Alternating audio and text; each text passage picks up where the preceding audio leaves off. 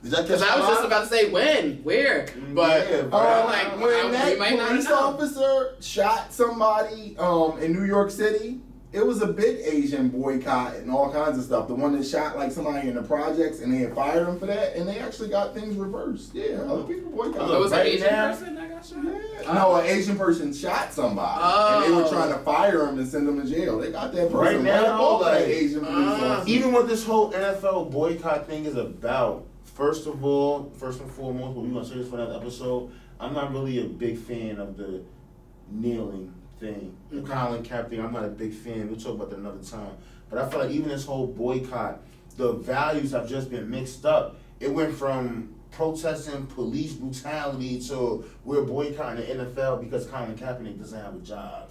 To people act like things can't change. $150 million and disappear. He was supposed to be the savior. I don't like that people don't know. I don't like that people just bandwagon and they don't actually know like what they're bandwagoning for. It's like you need to have understanding of what you're boycotting to. Like have an opinion. This is the problem why boycotting really will never work on a big basis, especially for black people.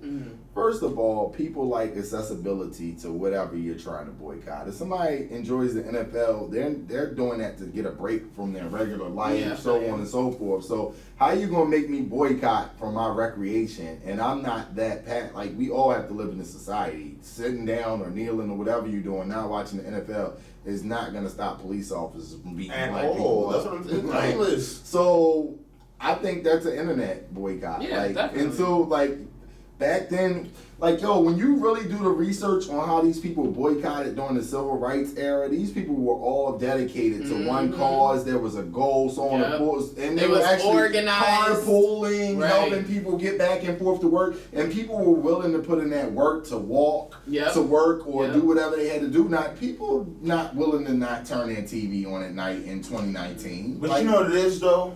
You're not even if you don't, even if the boycott isn't real, the internet movements be somewhat real, and if you don't move with the movement, you move against it. That's what I feel happened with Jay-Z. Even though this whole boycott the NFL shit is kind of bullshit, the fact that Jay-Z was willing to step out and work with the NFL, even though he wanted to do the right thing, it hurt him. Right. Let's be honest. Like Jay-Z was in a limelight. Everybody was looking at him like he couldn't do no wrong. Just like somebody like Rihanna. Rihanna turned down the gig to work. You know why? There's somebody probably on her staff that said, "Yo, it would be suicide as good as you're doing right now. If you perform at that Super Bowl, it'd be suicide." There's people that's losing because of these fake movements. You know what I mean? We see. Well, I think Jay-Z kind of jumped out there and it wasn't authentic, and he did it for selfish reasons. So he's kind of getting the karma from doing it. Disagree. Where am I wrong? Strongly disagree. Where am I wrong? I feel like you saying that you feel like Jay-Z did it for selfish reasons. I feel nah, man. Why? There's nothing. He's not benefiting from it. Right now, he got a check. Right now, at the point where Jay-Z is at, he's realizing you get further when you work with people. Now that he's at this billionaire status, he's working with people. He's Nah, I wouldn't say that. I feel like it's too soon for us to be like labeling him a sellout and all this stuff because we don't know what's about to happen or what he has planned or none of that. Like everything he's done. Since we know he's getting paid for it. Like what? Heavy. What did he just do? He has the film with Emmett Till, but he just did something for the black people. Jay-Z drop a film with Emmett Till? Oh no, they're working on one with. They're working on one. I don't know what that has to do with the NFL. We'll talk about it when it comes out. He just did something like him and the NFL has something going on. And he's gonna make money off of that as well. I mean, we can't knock him. We can't. People gonna make their money. We can't knock them for making money. If we had MLK and Malcolm X back in the day monetizing everything they did, I don't even think the civil rights bill would have gotten. And now you know what? If we had MLK and Malcolm X monetize everything they did, the movement would have went further. No, because the movement would have been sold. It would have been more of a machine. Where you getting the money from? You need the money. Without the money, you're nothing. You're internet movement. You don't have to get money from another person. Like as this group of people gives you money, he could have sold a product. Anybody who pays you controls you. Nah, that's absolutely true. I don't believe that. Chris Gibbs, if I gave you $1,000 right now, you would go out here and say whatever I wanted you to say. Because there's going to be stipulations to that $1,000. No. Come on, bro. Come on, bro. There's a certain amount of control that people have. There is, because right. there's some situations, like for instance, hairstyles. There's some hairstyles you sit in their chair and you tell them, look, I want you to blah, blah, blah, blah, blah, blah. There's some styles. If you came with the right bag, look, they would be right in your hair. What you wanted? Red on top, yellow on top. Yo, money controls the way. Money is the biggest influencer out here. So you can't say that these people paying Jay-Z money have no influence on the decision and the direction he makes towards what he wants to do. Nah, I mean, in some situations that's the case, but not in all situations. There's some people that's just so powerful. We have another and only the people with their own money. Witness. J-Ho. We have another Jehovah's Witness. I'm not judging Jay yet. I know it's a money move. I know it gets controversial when we diss or say anything about your Lord and Savior, Jehovah. Like, oh, my bad. Yo, look, shout out Brooklyn, East New York, Bed-Stuy, Bushwick. My bad. I gotta watch that when I get in the presence of Jehovah's Witnesses. Like, yo. That's hilarious. I've been in a situation where you can give, and my bad. Hope can do no wrong. I'm sorry. You know what's crazy though? I was collecting turkeys. I'm gonna go listen to Reasonable Doubt and repent. I was collecting turkeys one time and shit for the people, and people was running around saying I was gonna keep the money.